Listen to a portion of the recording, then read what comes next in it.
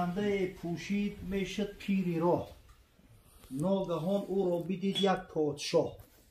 گفت من به یا تو هان ای ژنده پوش. یا شیخ همین آدمی خاکسار آخی یا لباس جدیدن در تنش میگه در راه میرفت گردنکش کج که پیشش یک پوچو میگذشت با یک غرور تکبر گفت گوش که دعوا میکنی من بنده خدام، اینا خدا مرا داده، اینا داده خدا میگم من خوبم یا تو که اینا راست شروع کن، من بهترم یا تو. گفت من به یا تو هان ای ژنده پوش. پیر گفت ای بی خبر تنزن خموش، گرچه ما را خود ستودن راه نیست، کام که او خود را ستود آگاه نیست. دیگه شیخ هم غضبش کرد، مرد خدا یک غیرت داره آخی، اما غیرت به جوش اومد. گفت بی خبر اگر چنده که همین تعریفی خود کردن پنبه خویدن ای پخته خویدن ای در رسم و رسوم ما خود تعریف کنی نیست، لیک چون شد واجبم چون من یکی بهزی چون تو 100,000 بشکی. لیکن جوابی تو در گردنم واجب شید او با یقین بفهم که من اهمیش 100,000 طوری به عقل را مرتبم بلوتره بلندتره. زان که جان از سیریدی نشناخته است، نفسی سگ از تو خره برساخته است. و برای تو نمیدونی آخی زندگی را نمیدونی، همون نفسی پلیت را خرد کرده، نفسی که سگی تو را خرد کرده است. وانگهی بر تو نشسته ای امیر، تو به زیر باری او گشتی اسیر. هرچی فرماید تو را ای هیچ کس، خواه و ناخواه آن کنی تنها و بس. تو چی آخی؟ هم یک نفسی سگ تو را خرد کرده، هرچی بفرما گفتش اجرا کردستی. لیک چون من سیر دین بشناختم، نفسی سگ را هم خریخت ساختم. اما من همون نفسی پلیدم و نفسی سگ خر کردگیم. چون خرم شد نفس بیش هستم برو، نفسی سگ بر توست من هستم برو. همون نفس ترا سواری دارم من نفسم، چون خری من بر تو میگردد سوار، چون من بهتر زی چون تو 100,000. او وقت خری من ترا سوارید میگرد تو چی تعریف کردستی؟ ماشاءالله. اعوذ بالله من الشیطان الرجیم. بسم الله الرحمن الرحیم. الحمد لله والصلاة والسلام على رسول الله وعلى آله وصحبه ومن والاه. اما بعد السلام علیکم و رحمت الله و برکاته. رجل آتاه الله القرآن فهو یتلوه آناء اللیل و آناء النهار. اول مردی که خدای تعالی براش قرآن داده است، مردی که خدای تعالی براش علم داده است، شبانه روزی قرآن تلاوت میکنه، شبانه روزی مردم از احکام شریعت آگاه میکنه. دویم رجل آتاه الله مالا فهو ینفقه آناء اللیل و آناء النهار. مردی که خدای تعالی مالش داده است، ثروتش داده است و همون مال و ثروتش شبانه روزی در راه خدا صرف میکنه. ببینید حضرت میگه اگر هوس میخره فقط هوس یعنی میده توی فرا بخری، دیگه باقی مونده شماش دیکتو هم نخصد که روی هوس خورده ندارم. سبحان الله. بگوی اشاره خوریم و خدا نگهبانش باشه و خداوند همیشه حفظش کنه.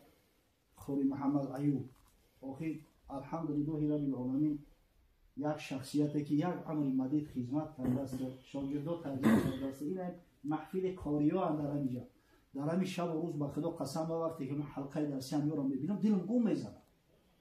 عجب یک خدمت ارزنده برای ما و شما کرده است.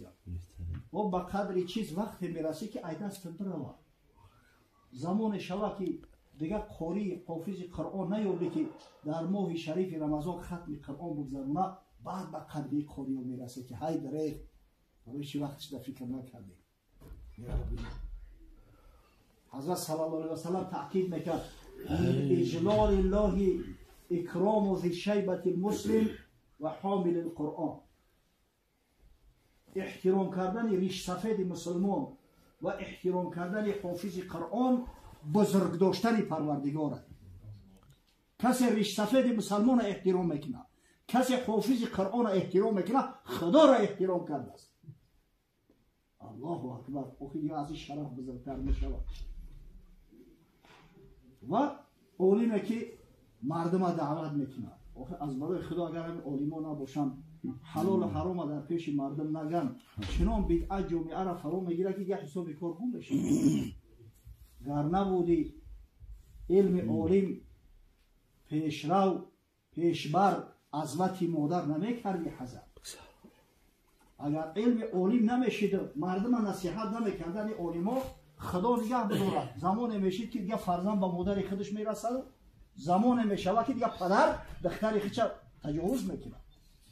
همه عالما هستند که حقیقت برامون بیان میکنند. جایی که ای سیر ترو نان جوین خش ننماید، جایی که بیچاره عالما زیاد هستند میگیم نمیگیم نصیحت میکنن به قدرشون نمیرسید. سیرم نون دیگه نگه نمیکنه در چشمش چی نمیتونه. با قدر عالی وقتی میرسی که دیگه عالی نیفتی. یک کسی نباشه که نصیحت کنه. در یکی از دهه ها در یک جنازه اشتراک کردیم در تاجیکستان خدمت. در مسجد میریم شماره نمازخانه انگوش شمار همین یک مسجد پری افتوه و کروشکه و ستیل با حیران شدیم این چی نباشه. یعنی عادت مردم همین بود است که همین مرده را به چیزی که میشوشتیان او دیگه استفادهش حرام میشیده.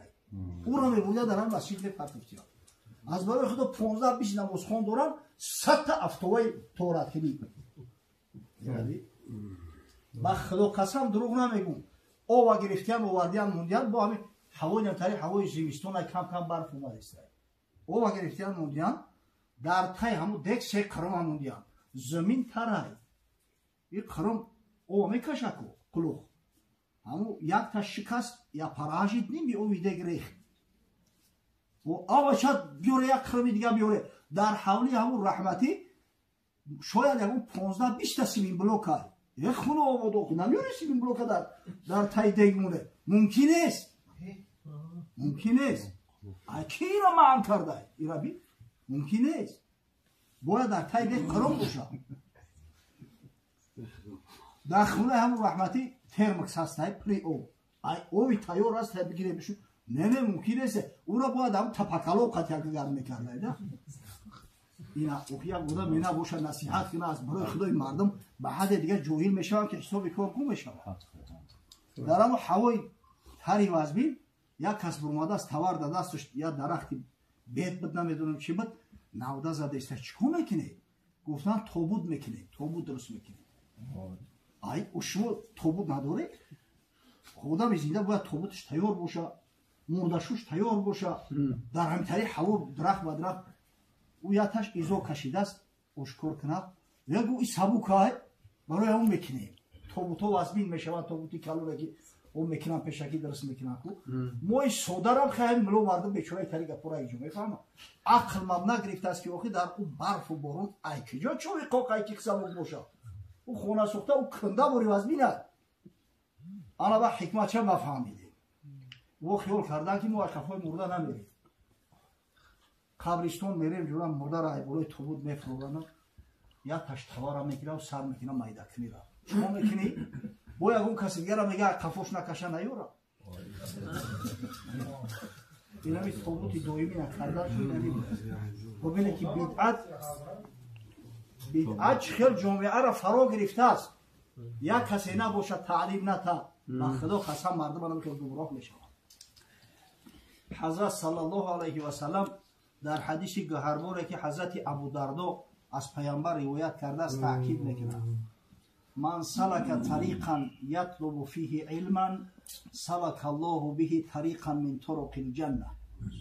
شخصی که یک راهی را به خاطر تحصیل علم انتخاب میکنه برای هم یک گپی حق شنیدن خداوند میگه برای او بنده راه از راههای جنت آماده میکنه که همون پیراه اخیر میبرش در جنت میرسونش.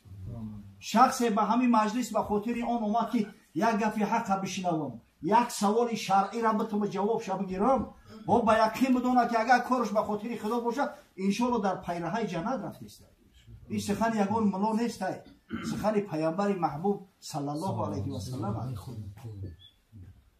حضرت گفت ان الملائکه لا تضع اجنحتها رضا لطالب العلم.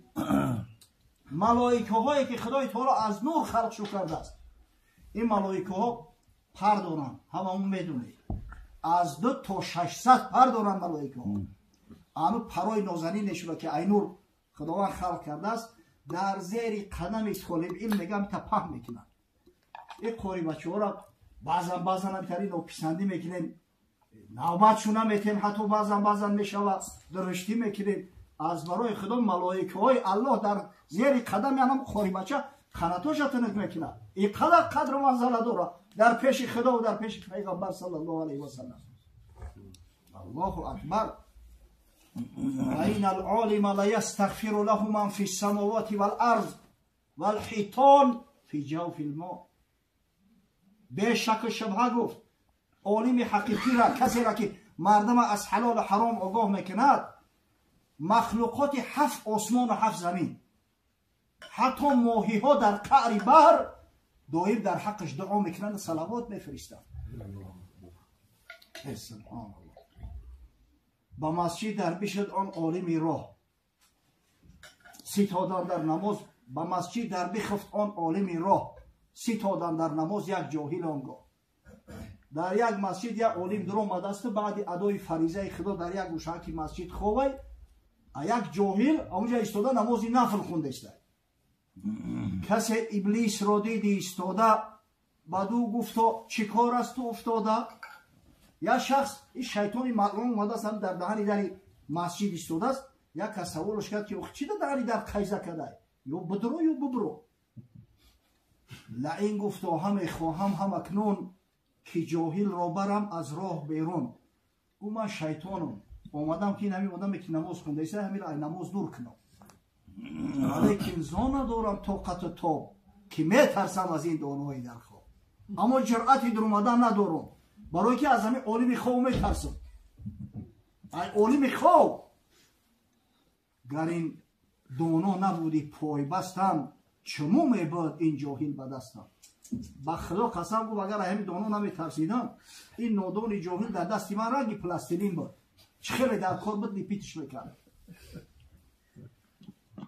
فیروز این صوفی در حیل مانده، ولی در حلم خود به علم مانده. حضرت شیخ عطار که خودش پیری طریقت های، یک صوفی به حق های، یک عارفی هسته که صاحب کرامات های. افسوس و صد افسوس یعنی صوفی های میگه که از علم دور هستن، حقیقت در نمیورن. چه خس بر روی دریا در توافی، غواسی چه ندانی چند لافی. مثل ایو میگه، مثل اونم که را میمونه که در بالای او میگردن و تعریف میکنه که ما بالای او میرم غرق نمیشم. و تو خانوبت خلقوت زده نتونی چی تعریف بکنی؟ تو آوازی کرده نتونی، موج که جای بخواهش بوده است. همه دور گوهر در زیر دریا، وقتی تو غوطه زده نتونی او دور مروارید ای خاری دریا نگیری، تو چی بویی ما میکنی؟ و دور مروارید در داخل قرآن هم، و دور مروارید در داخل احادیث پیغمبر، در آثار صحابه های پیغمبر. او تو سواد نداری چی ماهی نکرده است؟ شترمرغی که وقتی کار کردن، چه مرغی و چه اشتر وقتی خوردن. حضرت میگه مسئله یا مسئله شترمرغ میمونه، کارش بفرمی میگه سعی کنه که از علم گپ زنه، کوشش کنه که ابو راهی طریقتون با علم ثابت ساخته باشه. چه علمت هست با علمت عمل کن، پس از علم و عمل اسرار حل کن. حضرت در دوام حدیث گفت و این فضل العالم علی العابد کفضل علی ادناکم، او کفضل القمر لیلة البدر علی سایر الکواکب. فضیلت عالم نسبت فضیلت عابد مثل فضیلت من است نسبت کمترین شما. حضرت آخی شاه جهان است، حضرت شریفترین مخلوق پروردگار است. ولی من از ما احناف الحمدلله پیروان مذهب امام اعظم ابو حنیفه، مقدسترین مکان در روی زمین و در کائنات میدونه که جای اینا کی میگه؟ مقدسترین مکان در کائنات الله که جای روضه شریفه پیامبر صلی الله علیه و سلم. مکان او همون مکان از کعبه بالا است، از عرش و کرسی بالا است. چرا؟ برای که شریفترین آفریده پروردگار محمد مصطفی صلی الله علیه و سلم در همونجا پهلو زده خواه است. حضرت میگه که فضیلت عالم نسبت عابد مثل یعنی فضیلت من نسبت کمترین شما. الله اکبر. و این العلماء ورثة الانبیاء، این عالما وارثای پیغمبر هستند. و این الانبیاء لم یورثوا دینارا ولا درهما ورثوا العلم. عالم اصلا پیغمبر ای خودش دنیا نمیمونه، درهم دینار نمیمونه. میراث پیغمبر علمای فمن اخذه فقد اخذ بحظ وافر. کسی که گرفت علم پیغمبر خدای تعالی یک نصیبه بزرگی را از میراث رسول الله صلی الله علیه و سلم براش هدیه کرده است. الحال بابای دوملو سوال کردن اکی ایو میدونم به خاطر اینمی فهموندن همین قوم که همین حکمی در همین جورابک محض کشیدن چیه؟ حکمی در جورابک محض کشیدن چیه؟ بشینی باشو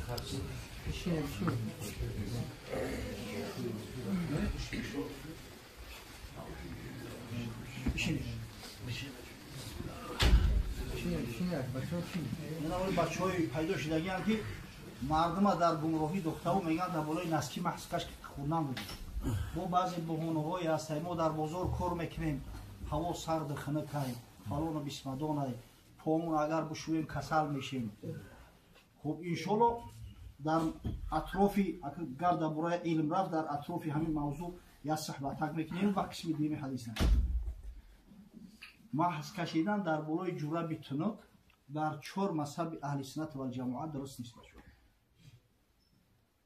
همین در مسئله محض دو قولی اتفاقی هست.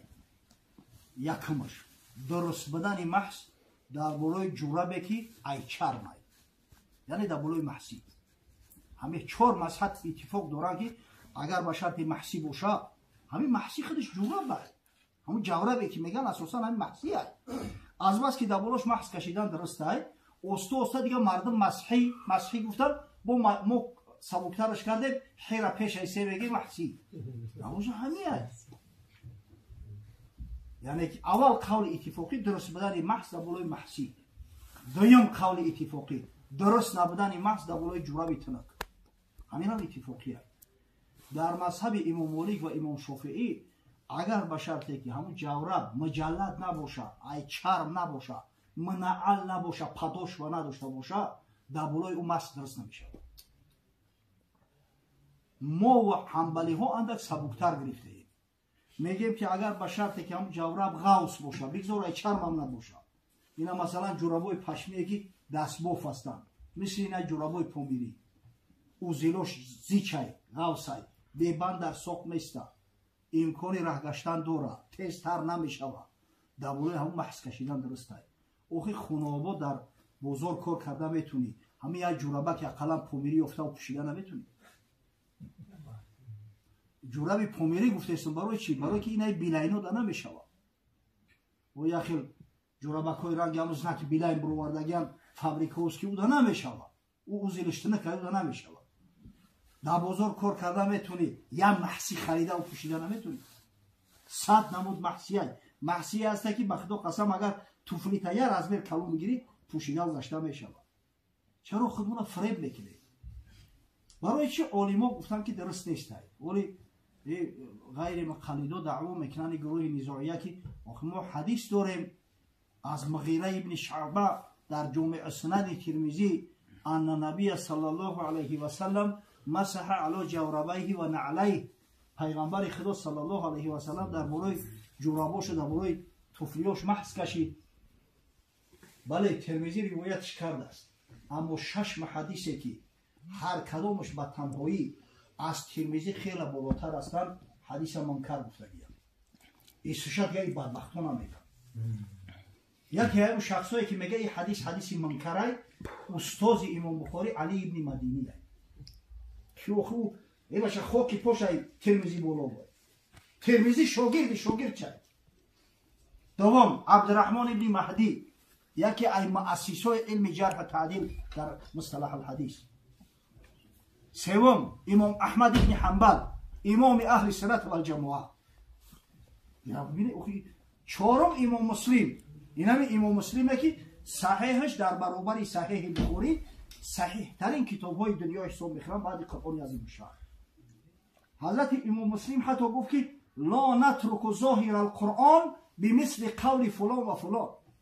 ما ظاهر قرآن که شستن پا است با گفته این شخص و دو شخص، یکیش عبدالرحمن ابن سرلان، یکیش حسین ابن شرحبیل. بعد این دو شخص با شرط بخاری هم ضعیفه، با شرط مسلم هم ضعیفه. برای همون حضرت های میگوید نگریدن ما ظاهر قرآن با قول این دو نفر که نزد ما قوت ندارن، ثقه نیستن، صدوق نیستن ترک نمیکنیم.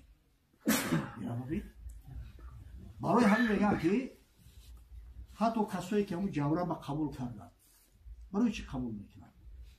امام ترمذی تحسینش کرده است، میگه حدیث حسن و صحیحه. نه که همین بیچاره ترمذی با خودش میگه که وقتی حدیث هم میاره قال العلماء جاز المسح على الجوربین اذا كانا ثقیلین. ایشون هم میگن اینا در جامع اسنان امام ترمذی در تای حدیث اومده گیره. امام ترمذی ابو عیسی میگه که عالمان میگن که محض در بالای جورب فقط در صورت درست میشود که همون جورب غوص باشه، سخیم باشه، در جورب تنک درست نیست. در دوره ترمذی ایتری تریکاتاژ نسکی ها نبودن. برای چی میچوره ایگه پا گفته است؟ یگان به عقل ما بودو در بالای پایتوها محض نکشه گفته. پیش ما پایتوها بوده ایجا بودی در نسکی احتیاج به این نسکی ها نبود. بعد با بعضی بچه ما رو فهم میکنن میگن در جامع اسنان ترمذی اومده است که امام اعظم ابو حنیفه پیش مردنش در بالای نسکیوش محض کشید. حقیقتا در بعضی از متن‌های جامع اسنان ترمذی بر روایت از ابو مطیع بلخی، ابو مقاتل سمرقندی آورده است که ابو مطیع میگه که این شاگرد امام اعظم است. میگه حضرت یک چند روز پیش مردنش دیدم، گفت که امروز من کاری کردم که در حیاتم کردگی نبودم.